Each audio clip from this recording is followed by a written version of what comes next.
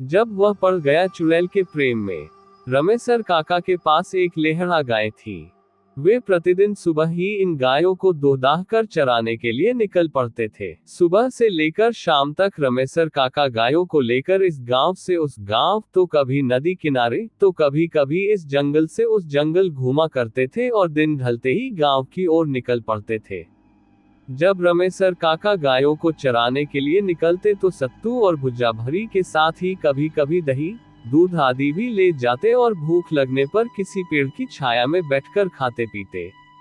रमेसर काका कभी भी अपने साथ पानी नहीं ले जाते और ना ही लोटा रखते।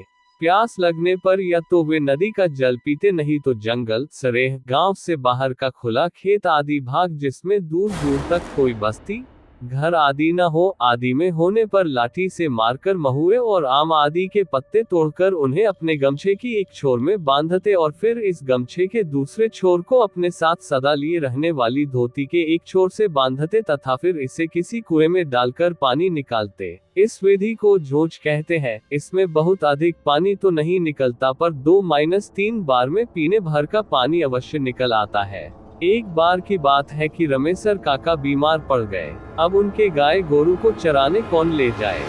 वे बहुत परेशान हुए, क्योंकि एक दिन भी इन गायों को चराने में देर होने पर यह बोलने लगती थी और खूंटे के पास हाथ लूट कर इतना चकल्लस करती थी कि खूंटे के आसपास की जगह सने गोबर माटी से भर उठती थी और जब तक इन्हें खोला नहीं जाता रंभाती रहती।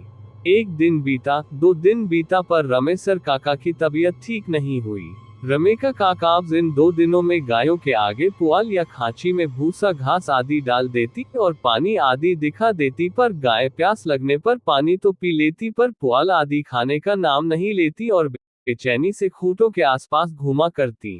इन 2 दिनों में तो कुछ गायों ने अपना पगाहा भी तोड़ दिया और चरने के लिए भागने लगी। कैसे भी करके रमेसर एस ने इन गायों पर काबू किया। तीसरे दिन भी रमेसर काका की तबीयत जब ठीक नहीं हुई तो उन्होंने सनेसा भेजकर अपने ससुराल से अपने सरपुत घनेसर को बुला लिया। घनेसर 16-17 साल का किशोर था और बहुत ही सुंदर तथा भला चंगा था। घनेसर ने आते ही अपने फूफा का सारा काम संभाल लिया। घनेसर बहुत ही समझदार लड़का था।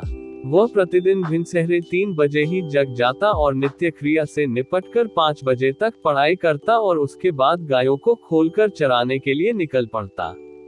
वह अपने साथ अपनी पुस्तकों का बेठन ले जाना कभी नहीं भूलता। किसी चरने वाली जगह पर गायों को चरता छोड़कर वह किसी पेड़ आदि की छाया में बैठकर पढ़ाई करता। एक बार की बात है कि गायों को चराते चराते घनेसर एक जंगल में दूर तक निकल गया।